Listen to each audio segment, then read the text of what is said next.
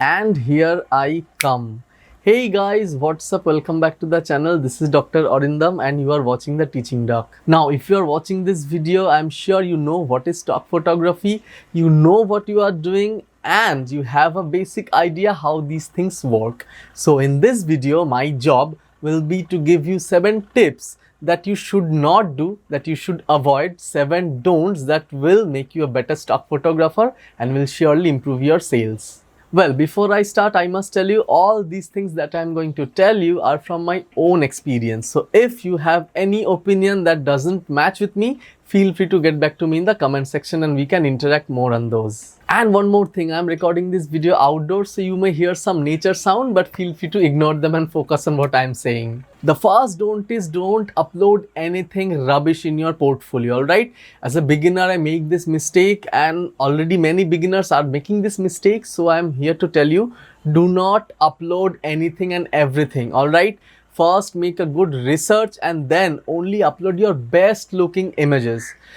I uploaded rubbish in my portfolio and I got my first sale after 354 uploads, right? That's a huge amount of investment, right? I thought my portfolio is growing so much, but I am not earning anything. That's a mistake, all right? Nowadays, photographers are very smart. They are uploading the best they have, and most of my subscribers, the new beginners, are already getting sales after uploading the first 50 photos, right? So my information and my tip to you is, do not upload anything rubbish, only upload your best looking commercial images. So why this is important? This is important because suppose if your portfolio have got 500 images and among them only 2 sells, right?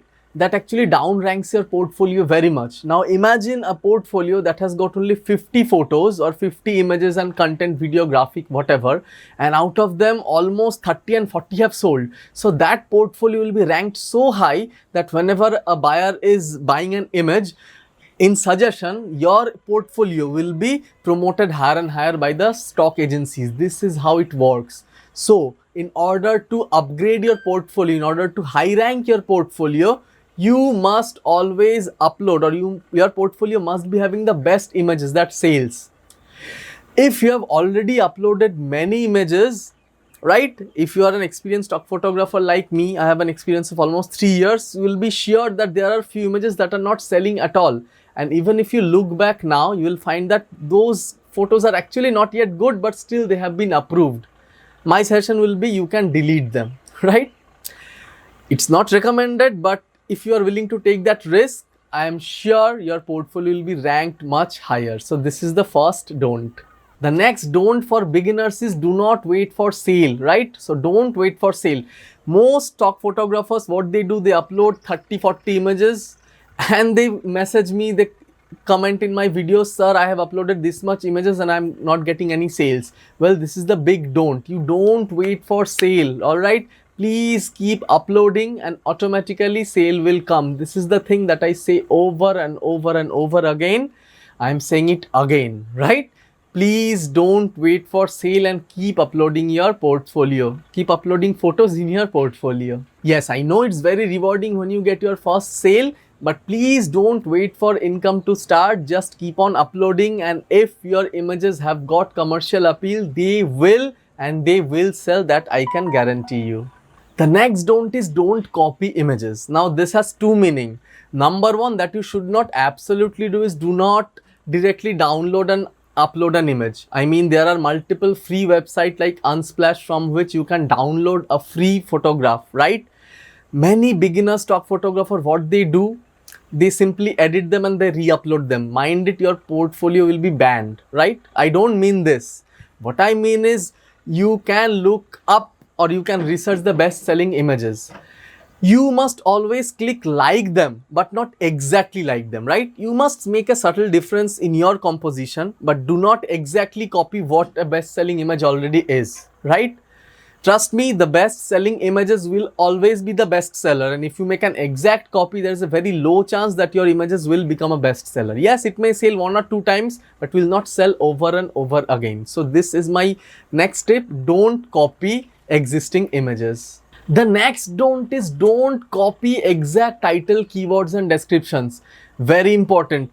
Many of us use Xpix or Shutterstock keyword tool, right? And they give good suggestions, right? But it's very important regarding the keywords. You type some keywords manually that is apt for your picture or your video, right? Don't exactly copy the 50 keywords that are existing in an image. Similarly, don't exactly copy paste a title. If you do that, two images will compete with each other, and the image which is already ranked up, which is already best selling, will continue to be the best seller. So write your unique title, description and keywords, and then only your image has got a potential to become a best seller. The next tip is don't upload similar looking images all at once, right? I made this mistake. I made it as a beginner. I have made videos about it, but that's absolutely wrong, right? I realized over time, if you upload a similar looking 5 to 10 images at once, each of them will compete with each other, right?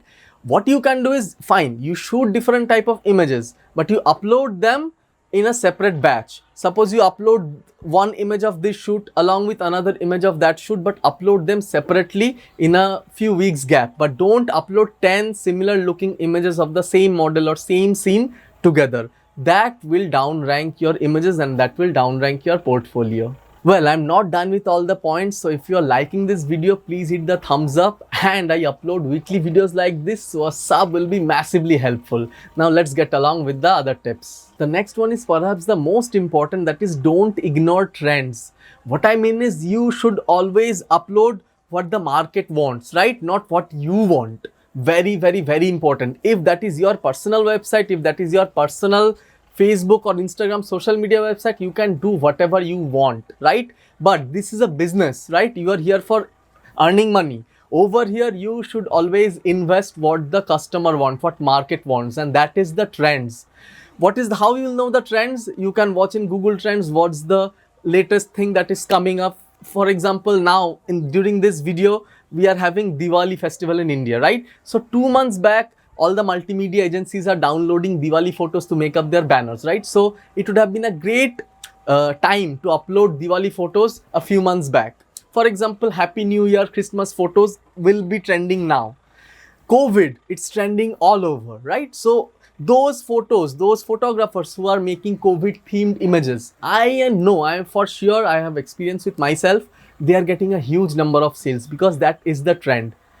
Yes, if you are beginning at first, it's difficult to know all the trends, but this is a tip not for beginner but for everybody. Don't ignore the trend, go with the trend, upload the trending photographs, and then your portfolio will be ranked much higher, you will get much better sales, and your income will be much better.